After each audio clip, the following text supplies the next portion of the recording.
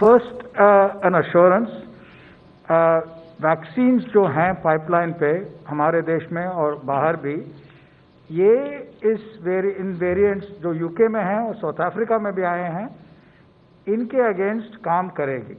तो एक important assurance है कि इस स्टेट पे वैक्सीन्स के बारे में फिक्र करने की अभी ज़रूरत नहीं है। So there is no evidence that the current vaccines will fail to protect against COVID-19 on the variants reported from UK और South Africa. वैक्सीन्स क्या करते हैं, ज़्यादातर स्पाइक प्रोटीन जो है, जो वायरस के ऊपर है, उसके बारे में और बताऊंगा, उसको टारगेट करते हैं और उस स्पाइक प्रोटीन में ये वेरिएंट्स में चेंजेस हैं। तो इसको लेके लोग कहते हैं कि कुछ कंसर्न्स हैं कि क्या वैक्सीन इसके अगेंस्ट काम करेगी। लेकिन वैक्सीन्स क्या करते हैं, हमारे इम्यून सिस्टम को एक बड़े वाइड रेंज प्रोटेक्टिव एंटीबॉडीज़ तैयार करते हैं। तो इन चेंजेस से वो पूरा रेपर्टवार जो है प्रोटेक्टिव एंटीबॉडीज़ का, वो काफ़ी है इनके खिलाफ काम करने के लिए।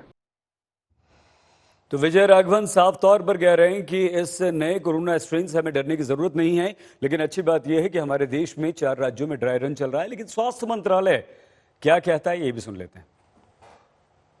अगर हम लिंग के आधार पर, जेंडर के आधार पर मोर्टेलिटी एनालिसिस के आंकड़ों को देखें तो पुरुषों में 70 कुल मृत्यु जो कोविड से हुई उसकी 70% पुरुषों में और 30% महिलाओं में।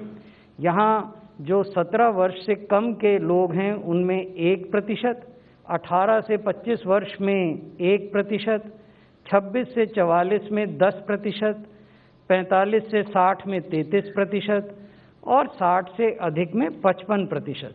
यहाँ महत्वपूर्ण बात यह है कि जहाँ ये जो 18 से 44 वर्ष का जो ग्रुप है, 52% केस वहाँ हुए जैसा मैंने आपको बताया, लेकिन मृत्यु वहाँ केवल 11% हुई। यानी इन लोगों की क्षमता बीमारी से लड़ने की और रिकवर करने की भिन्न स्तर पर है। और जो ज़्यादा आयु के लोग हैं, क्योंकि वो कोमॉर्बिड भी हैं और अन्य समस्याओं से भी ग्रस्त हैं, इसलिए उनकी बीमारी से लड़ने की क्षमता अलग स्तर पर है।